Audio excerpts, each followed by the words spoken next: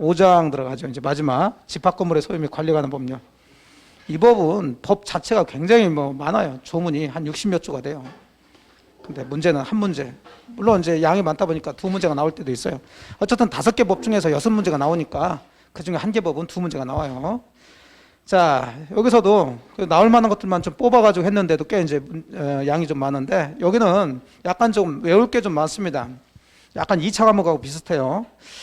자, 가장 먼저 보도록 할게 이제 집합 건물 구성인데 집합 건물이라는 것은 결국은 한 동의 건물을 이렇게 쭉 크게 쳐놓고 보통 한 개 건물에는 소유권도 하나만 성립돼야 되는데 자, 이제 시대가 달라지면서 이걸 이렇게 나눠가지고 102호, 102호, 201호 해서 요 부분에 대해서 각각 소유권을 인정해 주죠.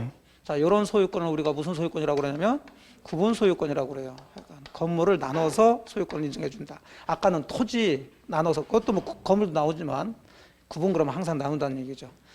자, 이 구분 소유권의 목적이 된 요 부분을 우리가 전유 부분 또는 구분 건물 이렇게 하는데 그러면 한동 건물에는 이 건물들이 모여 있죠.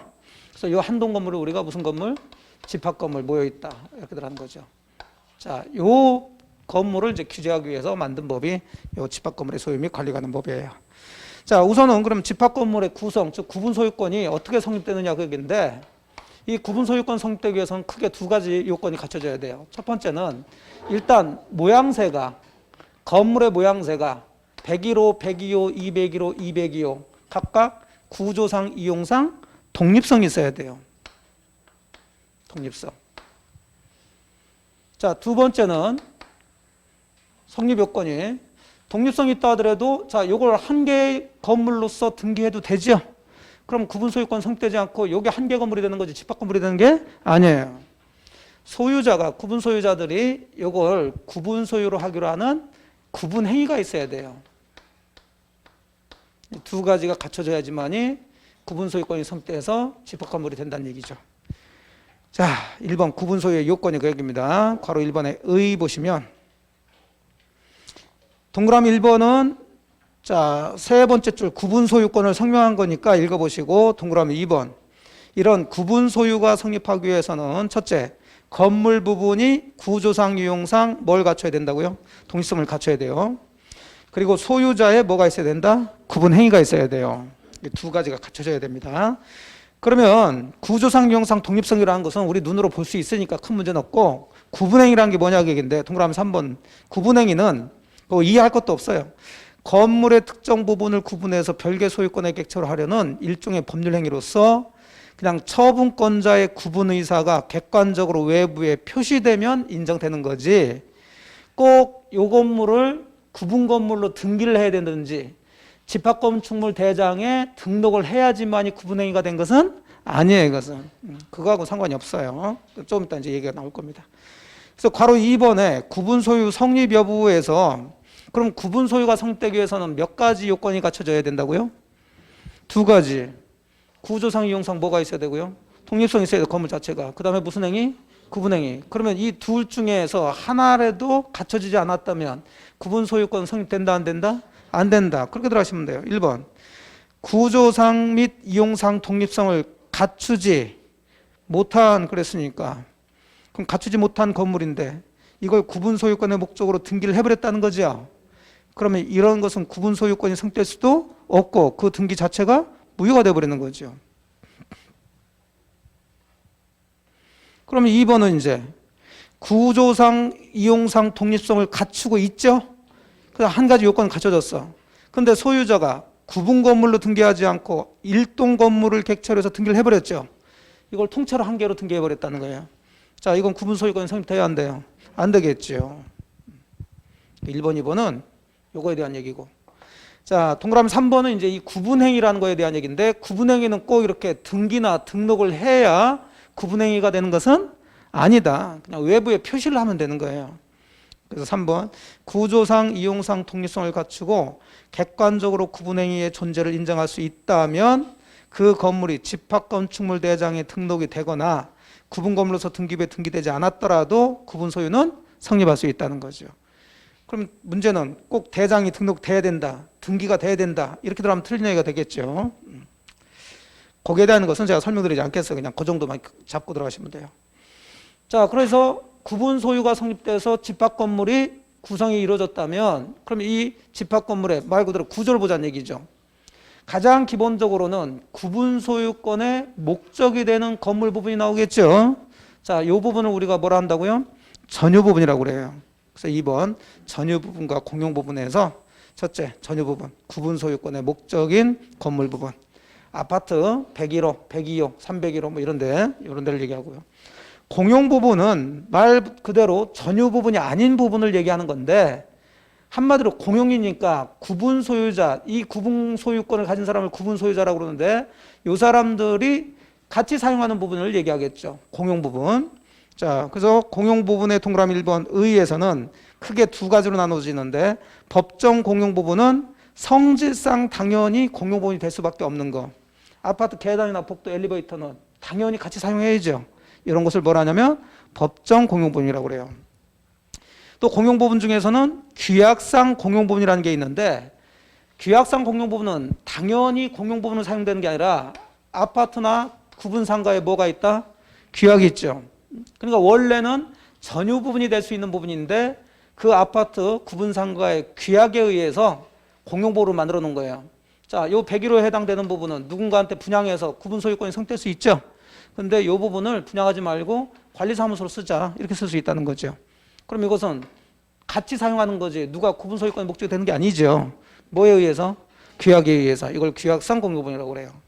그래서 공용부분은 크게 법정 공용부분과 규약상 공용부분 나눠지는데 특히 규약상 공용부분은 반드시 뭘 해놔야 되냐면 등기를 해놔야 돼요. 법정 공용부분 계단복도는 등기할 필요가 없고 등기 대상도 아니지만 그래서 동그라미 2번 규약상 공용부분은 공용부분이라는 취지를 등기해야 된다. 뭐 관리사무소나 노인정 같은 것들 얘기죠. 자, 그 다음에 183페이지 또 뭐가 나오냐면 이제 건물에 대한 거 다 끝냈고 그 다음 밑에 어쨌든 집합 건물이든 뭐든 땅 위에 있어야 되니까 요 밑에 있는 땅을 뭐라 하냐면 대지를 하고요. 큰 문제 없죠. 뭐 대지에서 시험 문제 나올 수 있는 것은 동그라미 2번인데 이건 뭐 당연한 얘기죠. 읽어보면 대지 위에 구분 소유권의 목적인 건물이 속하는 일동 건물이 있어요. 자, 대지 위에 이 일동 건물이 있다고요. 그러면 상식적으로 이 밑에 토지 소유자들은 이 토지를 분할해서 각자 이렇게 할 수 있을까 없을까요? 없지요. 이것은. 그래서 그 대지의 공유자는 그 건물 사용에 필요한 범위 대지에 대해서 분할을 청구하지 못한다. 그 다음에 가로 2번은 자, 그러면 이 전유 부분들은 각각의 소유자들이 있다는 얘기인데 101호, 102호, 301호 사람, 자, 아파트 사신 분들, 빌라 사신 분들 당연히 아실 거예요. 이 전유 부분을 소유하기 위해서는 이 대지에 대해서 가지고 있는 지분이 있죠. 그 지분을 우리가 뭐라고 그래요? 대지 사용권이라고 그래요. 등기법에서는 이제 대지권이라고 그러죠. 대지 사용권. 그게 이제 가로 2번 얘기입니다. 그래서 동그라미 1번 대지 사용권이란 구분 소유자가 전유 부분을 소유하기 위해서 건물 대지에 대해서 갖는 권리를 말하고요. 소유권이 될 수도 있고 뭐 지상권, 전세권, 임차권이 될 수도 있어요. 대지 사용권은. 자, 동그라미 3번 이건 저당권에서 다 보셨는데 그러면 이 대지 사용권은 결국 이 전유 부분을 뭐 하기 위해서 소유하기 위해서 있는 거죠. A가 자 A하고 B 관계인데 B는 A를 위해서 B가 존재한다 그러면 뭐하고 뭐 관계? 주하고 종 관계죠. 그럼 항상 주종 관계는 같이 움직인다는 거죠. 그러면 이 대지 사용권은 전유 부분과 분리해서 처분할 수가 없겠죠. 전유 부분 아파트 300으로 팔아서 넘겼으면 아무 얘기 없다 하더라도 뭐 또 대지 사용권, 대지권 지분도 당연히 팔아서 넘겨나 마찬가지라는 거죠. 근데 항상 그런 건 아니고 자 뭐에 의해서요? 규약에 의해서 이 전유 부분하고 대지 사용권 분리해서 처분할 수 있도록 만들어 놓을 수 있다. 3번이 그 얘기입니다. 대지 사용권은 전유 부분 처분에 따르고 전유 부분과 분리해서 처분하지 못한다. 다만 규약으로 분리 처분이 가능하도록 정할 경우에는 분리해서 처분할 수 있는 예외가 인정됩니다. 그래서 4번 같은 얘기가 나오는 거예요. 그러면 항상 대지 사용권이 절대적으로 전유 부분과는 분리 처분 못하고 항상 전유 부분과 같이 처분한다면 자, 요 대지 사용권에 대해서 별도로 등기할 필요가 없겠죠. 없는데 이 대지 사용권은 기본이 전유 부분하고 같이 처분하는 게 일반적이지만 뭐에 의해서요? 규약에 의해서 이거하고는 별도로 이것만 처분할 수도 있는 경우가 있다는 거죠. 그러면 그걸 제3자에게 특히 토지를 거래한 사람한테 알려야 되겠죠. 그래서 여러분들이 등기법에서 배우시고 계시는 무슨 등기를 해놔야? 무슨 등기를 해놔야? 무슨 등기? 아니, 대지권 등기 배우시잖아. 그 대지권 등기를 하는 이유가 그거라니까요. 등기법에서 어려운 것들이 몇 개 나오는데 그 중에 좀 많이 어려운 게 이 대지권 등기예요. 대지권 등기. 대지권은 토지에 대한 거예요? 건물에 대한 거예요? 토지에 대한 거죠. 토지 등기부예요? 건물 등기부예요? 죄송해요. 오늘 같은 날 이런 거 물어보고 그래서 토지 등기부에 해. 여러분들 아파트 사신 분들이 토지 등기부 아파트 살면서 토지 등기부 본 적 있어요? 없어요? 없지. 그거 생각하시라니까. 아파트나 지금 빌라를 지금 공부하시는 거예요. 여러분 사실 때 아파트 등기부 떼서 보죠? 땅에 있는 등기부 떼서 봐요, 안 봐요? 안 봐. 본 적이 없어. 근데 여러분이 단독주택을 산다고 생각하세요. 주택 등기부 떼서 보겠죠? 그것만 떼서 봐. 대지 등기부터 떼서 봐. 대지 등기부터 같이 떼서 봐야죠. 왜? 이건 따로따로 등기가 됐으니까, 이것은. 응? 근데 아파트 300일을 사면서는 아파트 등기부만 떼서 봐. 뭐 보는지도 몰라, 사실. 중개소에서 중개업 다 그냥 설명해주고 그렇다니까 그런 줄 알지. 다 아파트 등기부만 떼서 봐요. 토지 등기부는 안 떼본다니까. 그 이유가 아파트 등기부에 뭐를? 대지 사용권을 요 301호 사람이 가지고 있는 지분 등기를 다 해놨을 거 아니에요. 이게 여러분이 배우시는 대지권 등기라니까. 그렇게 되면은 결국 이 대지 사용권은 뭐하고 같이 처분된다? 이 전여부분과 같이 처분된다는 것을 공시를 해놓는 거죠. 근데 그걸 안 해놓으면 요 301호에는 대지 지분 등기가 돼 있어요? 안 돼 있어? 안 돼 있잖아요. 그러면 따로따로 처분되는 걸로 알고선 따로 취득했겠죠. 근데 보니까는 같이 처분되는 거야. 그럼 등기 안 했으니까 그걸 모르고서 그 토지에 대한 권리를 취득한 사람한테는 대항할 수가 없겠지. 그래서 저는 이런 얘기를 안 해요. 어려운 얘기는 할 필요 없고, 자, 이게 되려면 대지권 등기가 다 이해가 돼서 해야 되니까. 그럼 결국은 대지 사용권은 전유 부분과 일체적으로 처분되는 게 원칙이지만 규약에 의해서 분리 처분할 수도 있어요, 없어요? 그러면은 규약을 우리 제3자가 알아요, 몰라요?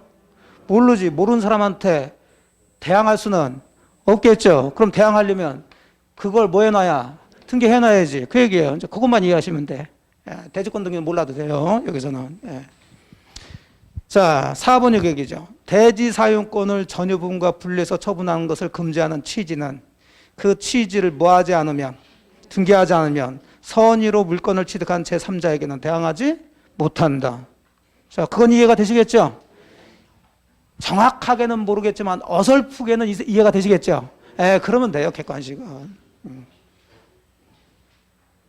그런 거예요, 객관식은. 제가 정확하게 설명해 드리려고 시도를 했다가 안 되겠다 싶어서 제가 얼른 빠져나온 거예요, 지금. 이게 대지권 등기하고 연결되는 부분이야. 그럼 대지권 등기는 등기가 여러 가지가 있단 말이에요, 지금. 대지권의 뜻의 등기, 뭐 취지의 등기, 뭐 해가지고 뭐 여러 가지 있어요. 그것까지 얘기하면 골치가 아프니까. 그건 이제 등기법 선생님한테 맡기고. 자, 5번은 당연한 얘기죠. 대지 사용권의 분리처분 금지에 위반한 대지 사용권의 처분은. 자, 분리처분 금지에 위반해서 대지 사용권만 처분할 수 있는 것은 지금 법에 의하면 규약에 의해서만 그렇게 할 수 있다고 그랬죠. 근데 경매 절차에 의해서는 그럴 수가 없지. 그래서 경매 절차에 의한 것이라도 그건 무효가 된다는 거죠. 오히려 경매 절차에 의한다면 여러분이 아파트를 경납받았으면 당연히 거기에 따른 대지 사용권도 취득해야 돼요? 안 해야 돼요? 해야죠. 그거는 따로따로 처분되면 안 되지. 자, 6번도 읽으시면 되겠죠. 전유 부분에 관해서 그럼 설정된 저당권이나 전세권의 효력은 어디에도 미칠까요? 대지 사용권에도 미치게 되겠죠. 그래서 뭐 기본적인 거 이미 저당권 할 때 다 배우셨던 얘기고. 자, 184페이지 들어가 보죠.